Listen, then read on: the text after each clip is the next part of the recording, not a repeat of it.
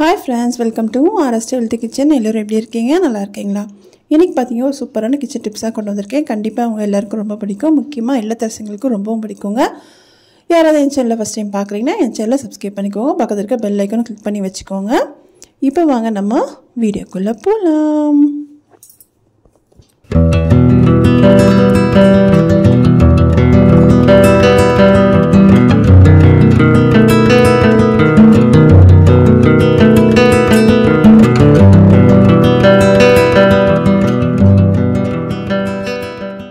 இன்னைக்கு பார்த்தீங்கன்னா ஒரு சிம்பிளான டிப்ஸ் தாங்க. அதாவது நம்ம எண்ணெய் வந்து பொரிக்கிறதுக்கோ இல்லைனா ஏதாவது 65ஓ இல்லைனா நம்ம ஏதாவது வந்து அப்பளம் பொரிக்கிறதுக்குலாம் பொரிச்சிருப்போம் இல்லையா, அதை வந்து 2 தடவை யூஸ் பண்ணியிருப்போம். 3ஆவது தடவை யூஸ் பண்ணும்போது ரொம்பவும் நமக்கு அழுக்காக இருக்கும். அதாவது நீங்கள் எண்ணெய் பார்த்தீங்கன்னா ஒரு 3 தடவை யூஸ் பண்ணுங்கள், அதுக்கப்புறம் நீங்கள் யூஸ் பண்ணாதீங்க. அது 3ஆவது தடவை யூஸ் பண்ணும்போது நம்ம க்ளீன் பண்ணிவிட்டு யூஸ் பண்ணும்போது இன்னும் நல்லாயிருக்கும். அதுக்கு நான் வந்து கொஞ்சமாக கார்ன்ஃப்ளவர் வந்து தண்ணியில் கலந்து இது மாதிரி அடுப்பில் எண்ணெயை வச்சுக்கோங்க. எண்ணெய் வந்து சிம்மில் இருக்கட்டும், ஃபாஸ்ட்டாக வச்சிடாதீங்க. சிம்மில் வச்சுட்டு நம்ம கொஞ்சமாக இந்த கார்ன்ஃப்ளவர் கலந்து அதில் ஊற்றிக்கலாம். இது மாதிரி வந்து ஊற்றிட்டு கொதிக்கிற நேரத்தில் நீங்கள் ஆஃப் பண்ணிவிடுங்க. அப்போ நமக்கு மேலே வந்து அந்த கசடுலாம் வந்து அந்த கார்ன்ஃப்ளவர் மாவோ அப்படி இல்லைன்னா மைதா மாவு எதுனாலும் நீங்கள் போட்டுக்கலாம். அது வந்து அந்த கசடெலாம் எடுத்துகிட்டு வந்துடுங்க. அதுக்கப்புறம் நம்ம இது மாதிரி வடிகட்டிக்கலாம். இது மாதிரி வடிகட்டி எடுக்கும் போது நமக்கு என்ன ஆகும்னா அதில் இருக்க அந்த அழுக்கெல்லாம் வந்து நல்லாவே அது வடிகட்டி வந்துடும். இப்போ பாருங்கள், நான் வடிகட்டி காட்டுறேன் உங்களுக்கு. அதுக்கப்புறம் நீங்கள் ஒரு தடவை யூஸ் பண்ணுங்கள். அதுக்கப்புறம் ரிப்பீட்டடாக நீங்கள் யூஸ் பண்ணாதீங்க. அந்த எண்ணெயை நமக்கு உடம்புக்கு தான் கெடுதியாகும். அதனால் 2 தடவை யூஸ் பண்ணிவிட்டு ரொம்ப நமக்கு அழுக்காக இருந்துச்சு அப்படின்னும் போது இந்த ப்ராசஸ் நீங்கள் பண்ணிவிட்டு அதுக்கப்புறம் யூஸ் பண்ணும் போது கொஞ்சம் நமக்கு நல்லாயிருக்கும். முக்கியமாக பார்த்தீங்கன்னா இது வந்து நம்ம வந்து எண்ணெயை வந்து ஸ்லோவாக வச்சே நம்ம அந்த கார்ன்ஃப்ளவரோ இல்லை மைதாமாவோ கலந்து ஊற்றலாம். நீங்கள் ஃபாஸ்ட்டாக வச்சு ஊற்றும் போது என்ன ஆகுனா மேலே தெரிக்கும். அதனால் நீங்கள் ஸ்லோவாக வச்சு சிம்மில் வச்சு கொஞ்சம் நல்லா சூடானதும் நீங்கள் இது மாதிரி ஊற்றுங்க. அப்போ பார்த்திங்கன்னா நமக்கு அந்த சூடில் நமக்கு வந்து அந்த கார்ன்ஃப்ளவரோ இல்லை மைதாமாவோ நமக்கு என்ன ஆகுனா அதில் உள்ளே இருக்க அந்த கசடெல்லாம் நமக்கு நல்லாவே இழுத்துட்டு வந்துடுங்க. கண்டிப்பாக இது மாதிரி ட்ரை பண்ணிவிட்டு நீங்கள் ஒரு தடவை யூஸ் பண்ணுங்கள். இது பார்த்திங்கன்னா இப்போவே நமக்கு அந்த எண்ணெயோட தன்மை உங்களுக்கு தெரியும்னு நினைக்கிறேன். பாருங்கள், கொஞ்சம் நமக்கு திக்காக இருக்குது. அதனால இன்னும் ஒரு தடவை நம்ம யூஸ் பண்ணலாங்க. ஏதாவது தாளிக்கிறதுக்கோ இல்லைனா வந்து ஏதாவது வந்து நான் முட்டை போடும் போதோ இல்லைனா வந்து ஆம்லேட் போடும் போது அது மாதிரி நம்ம யூஸ் பண்ணிக்கலாம். ஃபஸ்ட்டு இருந்ததுக்கும் இப்போதைக்கு நமக்கு எவ்வளோ டிஃப்ரென்ஸ் தெரியுதா? ப்ராசஸ் பார்த்திங்கன்னா நீங்கள் எண்ணெய் கொஞ்சம் அதிகமாக நம்ம யூஸ் பண்ணிட்டு வரும் போது நம்ம வந்து இது மாதிரி ப்ராசஸ் பண்ணி நம்ம நெக்ஸ்ட் டைம் யூஸ் பண்ணலாங்க.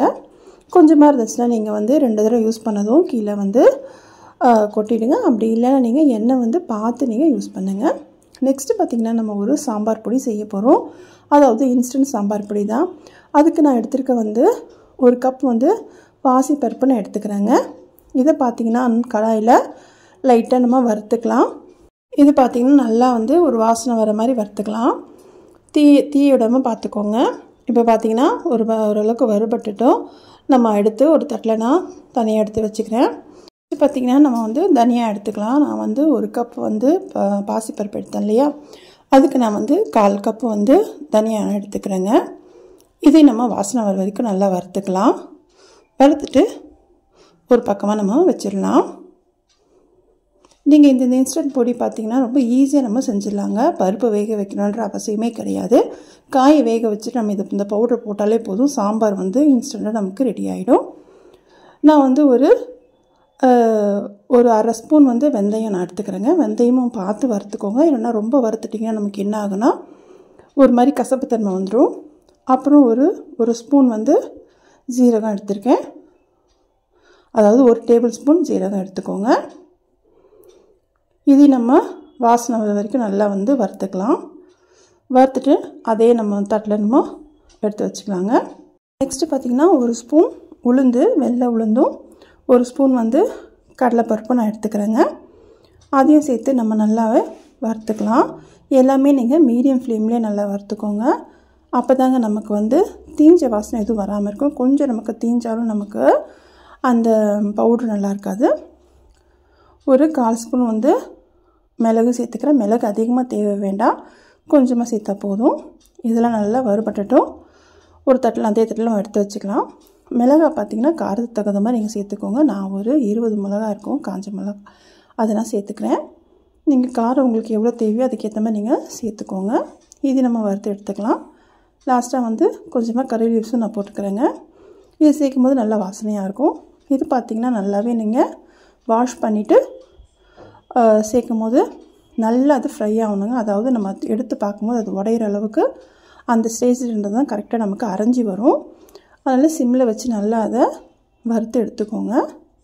இது ஒரு 2-3 நிமிஷம் ஆகுங்க. இப்போ பார்த்திங்கன்னா தெரியுதா? இப்போ பார்த்திங்கன்னா அது நம்ம உடைக்கும் போது நல்லா உடையணுங்க. இது மாதிரி நல்லா முறுமுறுன்னு இருக்கணும். இந்த பக்குவத்தில் நீங்கள் எடுத்திங்கன்னா நமக்கு அரைக்கிறதுக்கு ஈஸியாக இருக்குங்க. நான் இப்போ வந்து புளியை சேர்த்துக்கிறேன். புளி பார்த்திங்கன்னா ஒரு லெமன் சைஸ்க்கு நான் வந்து எலுமிச்சை சைஸ், அதாவது உருண்டையில் நம்ம வந்து புளி சேர்த்துக்கலாம். இது சின்ன சின்னதாக பிச்சு நம்ம போட்டுக்கலாம். இதை பார்த்திங்கன்னா சிம்மில் வச்சு நல்லா அதை வறுத்துக்கோங்க. வறுத்துட்டு நீங்கள் கடாயிலே அப்படியே விட்டுருங்க. கொஞ்சம் நேரத்துக்கு நம்ம வறுத்து வச்சதெல்லாம் அரைக்க போகிறோம் இல்லையா, அது ஆறுற வரைக்கும் அப்படியே விட்டுருங்க. இப்போ பார்த்திங்கன்னா வந்து மிக்ஸி ஜார் எடுத்துக்கோங்க. ஈரம் எதுவும் இல்லாமல் பார்த்துக்கோங்க. எடுத்துகிட்டு நம்ம வந்து வறுத்து வச்ச எல்லாத்தையுமே போட்டு அரைச்சிக்க போகிறோம். நான் வந்து கொஞ்சமாக தான் போட்டிருக்கேன், அதனால் நம்ம ஒரே இதில் போட்டு அரைச்சிக்கலாங்க. நீங்கள் அதிகமாக செய்கிறீங்க அப்படிங்கும்போது கொஞ்சம் கொஞ்சமாக நீங்கள் அரைச்சிக்கோங்க. இது மாதிரி நம்ம போட்டுட்டு இதில் தேவையான அளவு உப்பு சேர்த்துக்கிறேன். அப்புறம் கொஞ்சமாக மஞ்சத்தூள், 1 ஸ்பூன் மஞ்சத்தூள் சேர்த்துக்கோங்க. சேர்த்துட்டு இதில் பெருங்காயத்தூள் நம்ம சேர்த்துக்கலாம். பெருங்காயத்தூள் ஒரு ஸ்பூன் நான் சேர்த்துக்கிறேங்க. சேர்த்துட்டு நம்ம இதை அரைச்சிட்டு வந்துடலாம் ஃபஸ்ட்டு. அதுக்கப்புறம் லாஸ்ட்டு நம்ம புளி சேர்த்து அரைக்க போகிறோங்க. இப்போ பார்த்திங்கன்னா இதை அரைச்சிட்டு வந்துட்டு நல்லா நைஸாகவே நான் அரைச்சிட்டேங்க. இப்போ பார்த்திங்கன்னா நம்ம புளியை சேர்த்துக்கலாம். புளி பார்த்திங்கன்னா நல்லாவே நமக்கு காஞ்சி நல்லா மொடன்னு இருக்குது. இதை நம்ம எப்படி சேர்க்க போகிறோம் பார்த்திங்கன்னா நல்லா சின்ன சின்னதாக உடச்சி போட்டுக்கலாம். இப்போ பார்த்திங்கன்னா உங்களுக்கு தெரியும், இது மாதிரி நல்லா அதை உடச்சி நீங்கள் போட்டுக்கோங்க. போட்டுட்டு நீங்கள் அரைக்கும் போது நல்லாவே அரைஞ்சி வருவாங்க நமக்கு. இப்போ பார்த்திங்கன்னா அதையும் சேர்த்து நல்லா அரைச்சிட்டு வந்துட்டேன். அவ்வளோதான், நமக்கு இன்ஸ்டன்ட் பொடி ரெடி ஆகிடுச்சு. நல்லா ஆற வச்சுட்டு ஒரு ஏர் டைட்டான பாக்ஸ் நம்ம போட்டு வச்சுக்கலாங்க. பார்த்திங்கன்னா ஃப்ரிட்ஜில் வைக்கும்போது நம்ம 3 மாதத்துக்கிட்ட வச்சுக்கலாம். நல்லா ஏர் டைட்டான பாக்ஸில் போட்டு வச்சுக்கோங்க.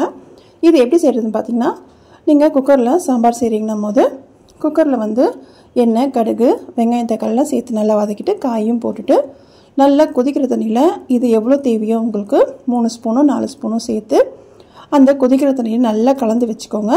கலந்து வச்சுட்டு இதை சேர்த்துட்டு தண்ணி சேர்த்து நீங்கள் நார்மல் சாம்பார் வைக்கிற மாதிரி வைக்கும் போதே நமக்கு சூப்பரான இன்ஸ்டன்ட் சாம்பார் ரெடி ஆகிடும். கண்டிப்பாக உங்கள் வீட்டில் ட்ரை பண்ணுங்கள். பார்த்தீங்கன்னா கொஞ்சமாக போட்டாலும் நல்லா திக்காக இருக்கும். அதுக்கேற்ற மாதிரி நீங்கள் தண்ணி சேர்த்துக்கோங்க. அவ்வளோதாங்க, இன்றைக்கி பார்த்து இந்த டிப்ஸும் இந்த சாம்பார் மிக்ஸும் உங்களுக்கு ரொம்ப பிடிச்சிருக்குன்னு நினைக்கிறேன். பிடிச்சதை என் சேனலை சப்ஸ்கிரைப் பண்ணிக்கோங்க. பக்கத்தில் இருக்க பெல் ஐக்கானை கிளிக் பண்ணி வச்சுக்கோங்க. உங்கள் ஃப்ரெண்ட்ஸ் அண்ட் ஃபேமிலிக்கும் ஷேர் பண்ணுங்கள். இன்னொரு நல்ல வீடியோவில் பார்க்கலாம். தேங்க்ஸ் ஃபார் வாட்சிங்.